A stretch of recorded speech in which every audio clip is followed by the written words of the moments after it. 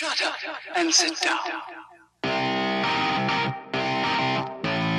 Hey friends, I'm Simon. I'm Ellie. And if you enjoy our videos, please remember to like, comment, subscribe, and hit the bell thing. That would be very kind of you indeed.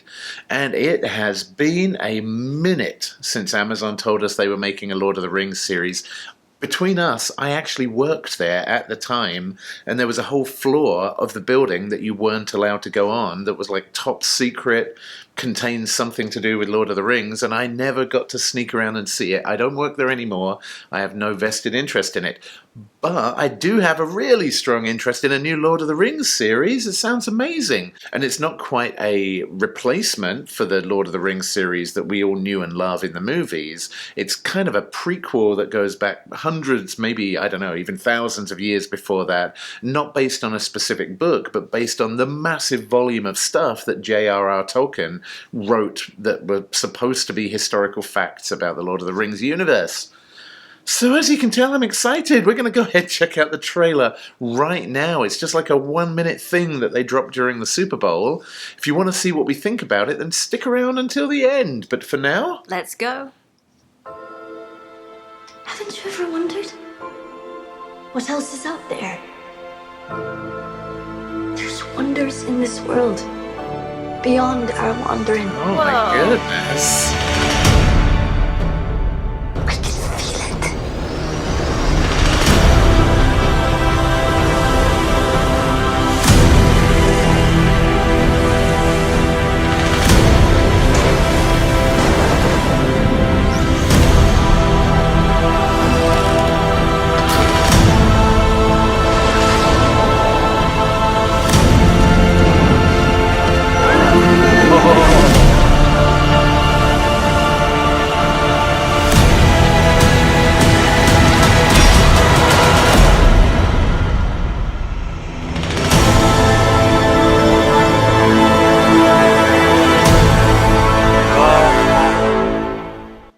Oh my goodness, that literally gave me goosebumps.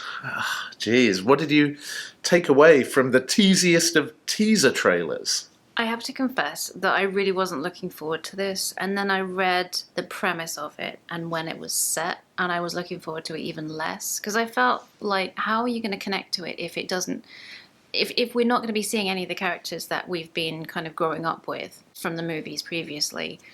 But then I watched this, and they've put so much into it. Like, it's a truly epic, it's movie quality. Like, the scenery that they've got, just from the brief glimpses of the characters that we saw, they've got so much heart, and you can tell that they're complex characters, and we've seen different species than we've seen before, and the quality of the CG really lends itself to something like Tolkien, when it's so, the worlds and the creatures that he created are so complicated, and now we actually have the CG ability to create them as intended.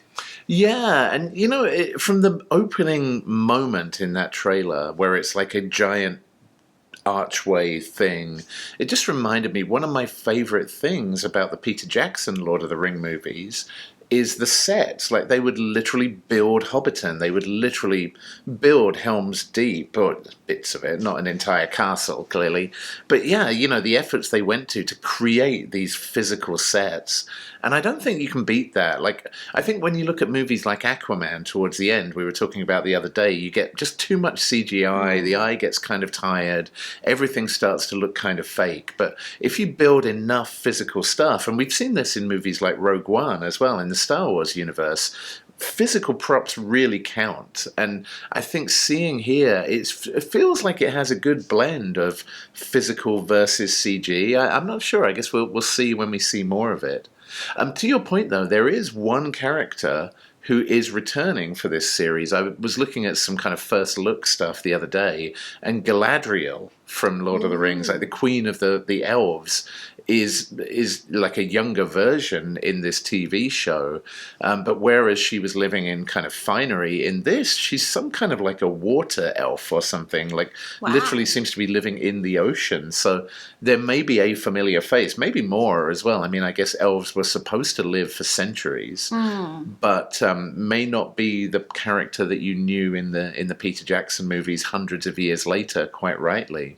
Yeah, you know, I was a little bit skeptical because, I mean, Amazon Amazon seems to be pouring a lot of money into this. The production values look good. But, if you mess it up, if you make it too cheesy, you're going to immediately lose all credibility. Like, if that first episode is not an absolute killer, I think, everyone's going to switch off. Like, there's so much other stuff to watch. And we're in the middle of the streaming wars. I mean, every company is just pouring billions of dollars into content. So Amazon really need to knock this one out of the park in that first episode to hook everyone in.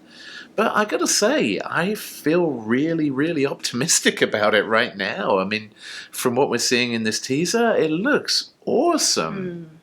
Yeah, and to your point as well, the things I loved about The Lord of the Rings were the story and the companionship and the characters that grew over hours and hours of movies. Like, we regularly watch the extended edition, which is, more than 12 hours worth of movies. And I love that because it fleshes the characters out so much more. But you can also do that in a TV show. You've got a lot more real estate to play with in a TV show than you do in a movie. So yeah, I really think Amazon could be onto a blockbuster hit with this one. Well, I guess we will find out. It's way off in September, which seems like, I don't know, the other side of the world at this point to us. But I guess we're going to see a bunch more trailers from Amazon before that. And hopefully they will. Hopefully they'll build the hype and introduce some more characters to us and some new races and show us who the bad guys are in this story as well. I'm fascinated to see more.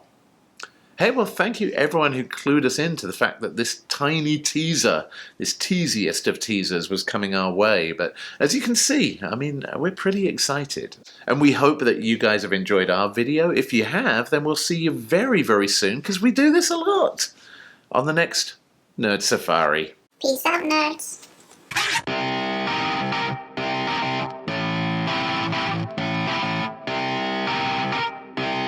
Shut up and sit down.